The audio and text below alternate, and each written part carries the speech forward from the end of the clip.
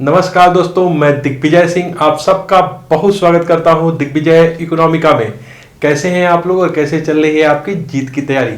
दोस्तों, आज की वीडियो में मैं बात करने वाला हूं फ्लो और स्टॉक कॉन्सेप्ट के बारे में। ये जो कॉन्सेप्ट है फ्लो और स्टॉक के, ये बहुत ही ज्यादा कॉम्पिटिटिव एग्जाम में पूछे जाते हैं। यूपीएससी से लेके निचले स्तर के कॉम्पिटिटिव एग्जामों में मैंने लगातार इस पे प्रश्न पूछे जाते हुए देखा है, इसलिए इस बहुत ही इंपॉर्टेंट कॉन्सेप्ट को बहुत ही अच्छे तरीके से सीखते हैं। अगर आपको ये वीडियो समझना है तो बिल्कुल पूरे लास्ट तक देखिए। दिग्विजय इकोनॉमिका को अगर आपने सब्सक्राइब नहीं किया तो दिग्विजय इकोनॉमिका को सब्सक्राइब करिए, क्योंकि हम लोग इकोनॉमिक रिलेटेड सबसे ऑथेंटिक और सबसे अच्छी क्वालिटी का मटेरियल आपको देने का प्रयास कर रहे हैं। इकोनॉमिक्स का मतलब दिग्विजय इकोनॉमिका।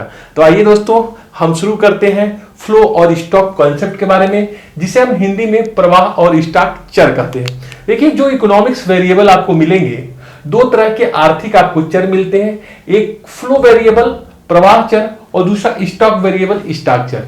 तो एक्चुअल स्टॉक प्रवाह क्या होते हैं इसको हम समझते हैं, फिर हम इसके एग्जाम्पल से समझेंगे कि ये क्या क्या है, इसके एग्जाम्पल है, तो आपको बिल्कुल क्रिस्टल क्लियर ये कॉन्सेप्ट समझ में आ जाएगा। देखिए दोस्तों, कुछ वेरिएबल ऐसे होते हैं, कुछ इकोनॉमिक वेरिएबल ऐसे होते हैं, कुछ ऐसे चर होते हैं जिसको जब हम मापते हैं तो अ पीरियड ऑफ टाइम मापते हैं। अ पीरियड ऑफ टाइम मापते हैं, मतलब एक समय अवधि में मापते हैं, एक समय या अवधि में मापते हैं, एक समय अवधि में मापते हैं और यूनिट ऑफ टाइम में मापते हैं। कुछ चरों को हम हमेशा यूनिट ऑफ टाइम मापते हैं। हम देखते हैं कि एक स्पेसिफिक पीरियड ऑफ टाइम में इसकी क्या ग्रोथ रही है। जैसे हम माप सकते हैं वीकली माप सकते हैं, जैसे हम मंथली माप सकते हैं, या फिर हम माप सकते हैं ईयरली, एनुअल। तो जिन चरों को दोस्तों हम एक पीरियड ऑफ टाइम में, एक समयावधि में मापें, जैसे वीक में, मंथ में, ईयर में, ऐसे चरों को हम प्रवाह चर कहते हैं। लाइक एग्जांपल, अगर मैं आपसे पूछूं आपकी इनकम कितनी है, आपकी सैलरी कितनी है, तो आप हमेशा एक पीरियड ऑफ टाइम की सैलरी, एक पीरियड ऑफ टाइम की इनकम हमसे बताते हैं। लेकिन दूसरे, अगर मैं प्रश्न को ध्यान से सुनिए, अगर मैं पूछूं आपका वेल्थ कितना है, धन कितना है, तो दोनों सवाल बिल्कुल अलग अलग है। पहले में मैंने पूछा आपकी सैलरी या इनकम कितनी है, तो आपने मंथली या एनुअल बताई। लेकिन जब मैं आपसे पूछूंगा आपका धन कितना है, तो दोस्तों आप एक पॉइंट ऑफ टाइम पे बताएंगे, एक बिंदु पे बताएंगे। आप बताएंगे कि 20 नवंबर 2020 तक मेरी इतनी प्रॉपर्टी है। तो दोस्तों, जो दूसरा चर होता है ना, वो होता है स्टॉक वेरिएबल। और जो स्टॉक वेरिएबल है उसको हम मेजर करते हैं अ point of time. Stock variable को जब हम दोस्तों मेजर करेंगे, तो जो स्टॉक वेरिएबल होगा, स्टॉक चर इसको कहेंगे, इस स्टॉक चर को हम मापेंगे eight a point of time, eight a point of time, एक समय बिंदु पे, एक समय बिंदु पे। एक समय बिंदु पर मतलब क्या मतलब है कि मैं बताऊंगा कि 20 नवंबर 2020 तक। लाइक एग्जांपल, अगर मैं आपसे पूछूं कि हमारे देश की जनसंख्या कितनी है, पॉपुलेशन कितनी है, मैं आपको बताऊं दोस्तों कि पीसीएस साक्षात्कार में मुझसे ये छोटा सा प्रश्न पूछा गया था कि बताइए अपने देश की जनसंख्या कितनी है। देखने में बहुत ही छोटा है। मैं आपको बताऊं, कई बार मेंस के पेपर और कई बार पर्सनालिटी टेस्ट में भी मैं देखता हूं, साक्षात्कार में भी पीसीएस में बड़े अच्छे प्रश्न पूछ लिए जाते हैं कभी कभार। जैसे ये प्रश्न देखने में बड़ी आसान लग रहा है कि मुझसे ये पूछा गया था हमारे देश की जनसंख्या कितनी है। एक्चुअली ये प्रश्न जब पूछा जा रहा है तो आपको बहुत नॉर्मल लग सकता है, लेकिन ये प्रश्न उतना नॉर्मल आसान नहीं जितना आप समझ रहे हैं।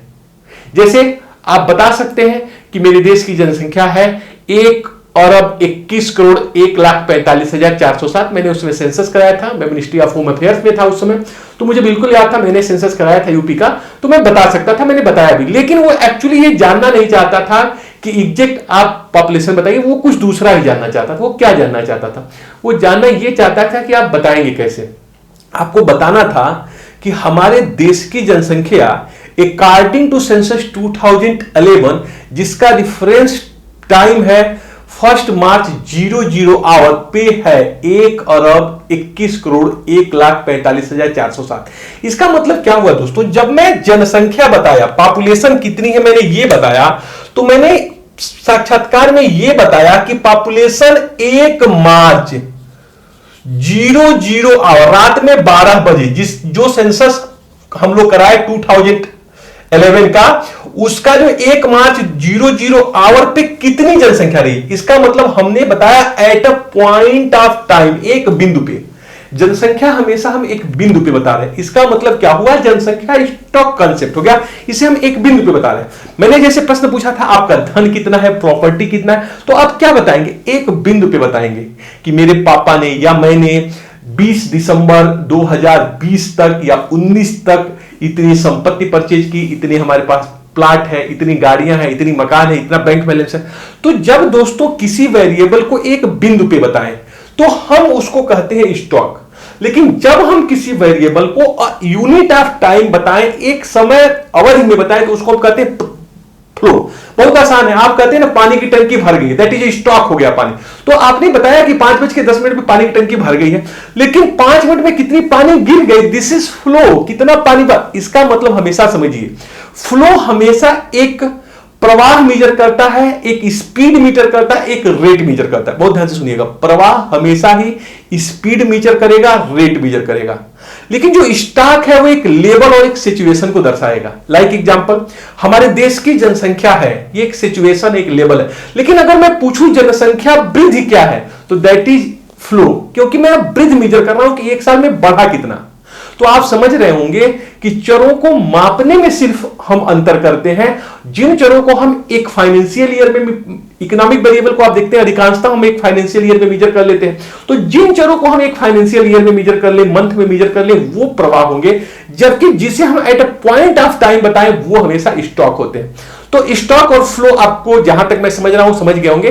कुछ एग्जांपल से मैं और इसे क्लियर कर रहा हूं, और ये प्रश्न पूछे भी बहुत जाते हैं। जैसे आप पहले एग्जांपल लिखिए स्टॉक का, क्योंकि मैं देखता हूं कि कंपटीशन में एग्जांपल के माध्यम से ही पूछा जाता है कि क्या है आपको बताना। तो पहले आप नोट करिए स्टॉक वेरिएबल कौन कौन होते हैं। जैसे कि मैंने आपको बताया पहले ही, जनसंख्या, पॉपुलेशन।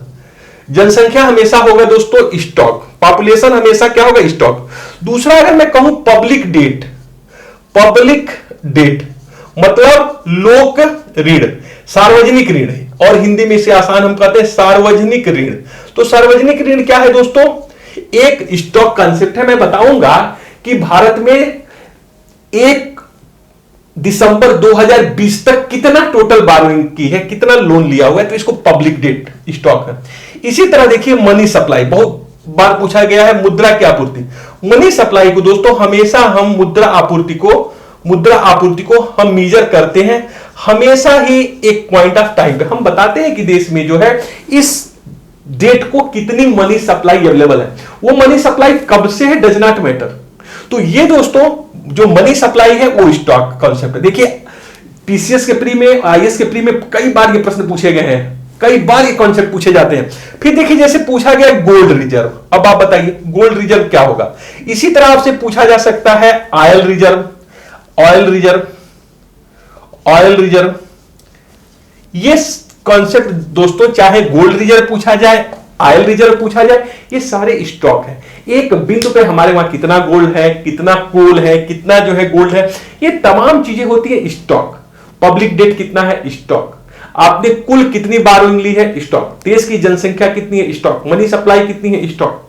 तो स्टॉक वेरिएबल को हमेशा हम एक बिंदु पे मेजर करेंगे। लेकिन इसके उलट जितने भी फ्लो वेरिएबल होते हैं दोस्तों, ये हमेशा हम एक अवधि में मेजर करेंगे। इसका एग्जांपल आप नोट करिए कि वेरिएबल जो फ्लो वेरिएबल है उसके एग्जांपल क्या है। तो उसके एग्जांपल क्या होंगे दोस्तों, सबसे पहले नेशनल इनकम, राष्ट्रीय आय, नेशनल इनकम। अगर नेशनल इनकम, राष्ट्रीय आय अगर वेरिएबल है तो यहां पे आप छठा एग्जांपल लिखिएगा नेशनल वेल्थ। अगर वेल्थ में कहूंगा तो अपने आप ही स्टॉक हो जाएगा, एक बिंदु पे हो जाएगा। राष्ट्रीय आप जानते हैं हमेशा एक फाइनेंशियल ईयर में हम देखते हैं कि कितने गुड्स एंड सर्विसेज प्रोड्यूस हुई। तो नेशनल इनकम पूछा जाए, जीडीपी पूछा जाए, जीएनपी पूछा जाए, कुछ भी पूछा जाए, आप इसे वेरिएबल को, इसको फ्लो वेरिएबल में काउंट करिएगा। दूसरा जनसंख्या वृद्धि मतलब इंक्रीमेंट, इंक्रीमेंट इन पॉपुलेशन, इसी तरीके से तीसरा सेविंग पूछा जाए तो सेविंग हमेशा एक टाइम पीरियड में होता है। 4 इन्वेस्टमेंट पूछा जाए, हमेशा एक टाइम पीरियड पे होता है। आपसे कहा जाए फिस्कल डेफिसिट, 1 साल का हमेशा घाटा होता है फिस्कल डेफिसिट। आपसे कहा जाए रेवेन्यू डेफिसिट, हमेशा 1 साल का होता है। या फिर ये कहा जाए डिप्रेसिएशन, बहुत बढ़िया, देखिए पूछा जाता है हमेशा डिप्रेसिएशन, ह्रास जो होता है, जो हमारे पास फिजिकल कैपिटल में जो क्षरण होता है, वियर एंड टियर होता है, उसे हम देखते हैं एक स्पेसिफिक पीरियड ऑफ टाइम में कितना क्षरण हुआ है। तो जो डिप्रेसिएशन है दोस्तों, डिप्रेसिएशन को हमेशा आप फ्लो वेरिएबल मेजर करिएगा। ये फ्लो की अवधारणा है। इन्वेस्टमेंट हम हमेशा देखते हैं 1 साल में कितना हुआ है। इसी तरह एग्जांपल इसका देखिए बहुत इंपॉर्टेंट हो सकता है। एग्जांपल 7वां, इंटरेस्ट, जो आप ब्याज पाते हैं, ब्याज भी आपका जो फ्लो कॉन्सेप्ट है। 8वां देखिए, इस पे जो है ब्याज के अतिरिक्त जो आपको एनुअल आपको मिलता है, कई एग्जांपल और हो सकते हैं, जैसे कि एक्सपेंडिचर, व्यय, एक्सपेंडिचर, आप खर्च कितना करते हैं, ये एक फ्लो कॉन्सेप्ट है। 9वां जो है एक्सपोर्ट किए हम, एक्सपोर्ट जो है हम एनुअल करते हैं, निर्यात। 10वां आयात, इंपोर्ट। ये सारी चीजें दोस्तों फ्लो का वेरिएबल है। चाहे मैं ब्याज की बात करूं या फिर 11वां लिखिए रेंट भी पूछा जाता है। रेंट, आपको जो रेंट पे करते हैं वो भी मंथली होता है। तो दोस्तों ऐसे इकोनॉमिक वेरिएबल जिसे हम यूनिट ऑफ टाइम में, एक पीरियड ऑफ टाइम में, एक स्पेसिफिक पीरियड में मेजर कर रहे हैं, वो फ्लो होते हैं। बाकी वही वेरिएबल, अगर वही सेम वेरिएबल को हम at a point of time measure करें तो दैट इज स्टॉक, वो स्टॉक होते हैं। तो स्टॉक और फ्लो वेरिएबल में जो सिर्फ अंतर है दोस्तों, वो एक मेजरमेंट के लेवल पर अंतर है। स्टॉक हम देखते हैं अब तक कितना, अब तक, अगर वो मैं कह रहा हूं पब्लिक डेट, तो इंदिरा गांधी से लेके जेएल नेहरू से लेके अब तक जो है मैं उसकी बात करूंगा। लेकिन जो डेट हम पे कर दिए, एनुअली जो डेट हम पे कर रहे हैं, दैट इज फ्लो। तो जब वेरिएबल में हम इंक्रीमेंटल देखें, तो जब आप इंक्रीमेंटल देखेंगे, जब उसको डिप्रिसिएशन के रूप में देखेंगे, जब उसका अवकलन आप करेंगे, तो वो अपने आप डिफरेंशिएशन उसका हो जाएगा फ्लो। तो कुल मिलाजुला के दोस्तों, अगर चरों को हम हमेशा एग्रीगेट के फॉर्म में देखें, लेवल के फॉर्म देखें, सिचुएशन के रूप में देखें, तो वो होता है स्टॉक। लेकिन उसी चर को अगर हम जो है उसको डिफरेंशिएट करें, उसको एक पीरियड ऑफ टाइम में देखें, तो वो हो जाता है आपका फ्लो। जहां तक मैं समझ रहा हूं, आपको एक कंसेप्ट बिल्कुल समझ में आ रहा है, आप समझ गए होंगे। नहीं समझ में आया मुझे कमेंट करिएगा, मैं हमेशा आपके साथ हूं। बस मैं आपसे इतना ही कहना चाहता हूं दोस्तों कि समय बहुत महत्वपूर्ण होता है और जो आपके साथ ऊर्जा है वो बहुत महत्वपूर्ण है। तो दोस्तों जहां तक मैंने अपने जीवन में सीखा कि हमेशा आप पढ़ते हैं कि काम करने से सफलता मिलेगी, लेकिन मैं एक बात को जरूर समझता हूं कि हमेशा काम करने से सफलता नहीं मिलेगी। प्रयास किया जाए उसके लिए बेहतर समय चाहिए। कई बार मैं देखता हूं कि लोग प्रयास बहुत करते हैं, मेहनत बहुत करते हैं, लेकिन तब करते हैं जब समय हाथ से निकल जाता है। तो दोस्तों महत्वपूर्ण यह है कि समय का सही समय पर उपयोग किया जाए। अभी आप अपने समय को खो रहे हैं, जाने दे रहे हैं, आलस्य कर रहे हैं, नहीं पढ़ रहे हैं, लेकिन 4-5 साल बाद जरा सोचिए, शादी हो जाएगा, बच्चे हो जाएंगे, आपके ऊपर लायबिलिटी होगी, आप न चाहते हुए भी बहुत काम करेंगे और उसका रिजल्ट क्या आपको लगता है बहुत बेहतर मिलेगा? बिल्कुल नहीं मिलेगा। अभी टाइम है, अभी समय आपके हाथ में है, आप जैसे चाहेंगे वैसे उसे घुमा दीजिएगा। अभी समय का कद्र करिए, इस टाइम को यूटिलाइज करिए, तब पछताए क्या हो जब चिड़िया चुग गई खेत का वर्षा, जब कृषि सुखाने, जब कृषि सूख गई तो बारिश होके क्या करेगा। जब ये बहुमूल्य समय आपके हाथ से निकल जाएगा तो आप कठोर परिश्रम करके क्या करेंगे, उसका कोई रिटर्न्स नहीं मिलेगा। यही समय है, यही अच्छा समय है, आपके साथ ऊर्जा है, शक्ति है और सही समय है। यूटिलाइज करिए, कुछ बन के दिखाइए, कुछ करके दिखाइए, कुछ बड़ा करिए, कुछ अच्छा करिए। Thank you so much for watching Digvijay Economica. God bless you dear friends.